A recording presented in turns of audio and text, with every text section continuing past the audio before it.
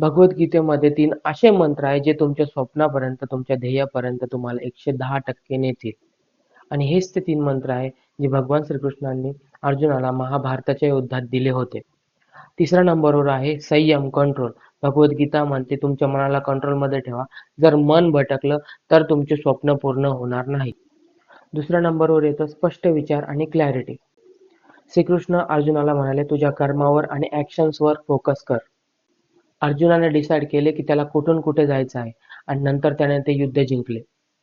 आणि नंबर 1 वर येतो सर्वात महत्त्वाचं, सर्वात इम्पॉर्टंट म्हणजे कर्म, ॲक्शन्स.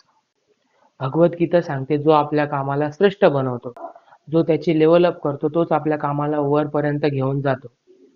अर्जुनाचं जिंकण्याचं कारण त्याचे कर्मच होते. तर स्वतःवर कंट्रोल, विचारांमध्ये क्लॅरिटी असणं आणि कर्म. तर हेच ते 3 मंत्र आहे जे भगवद्गीतेने दिलेले आहे तुमच्या ध्येयप्राप्तीसाठी. जय श्री कृष्ण.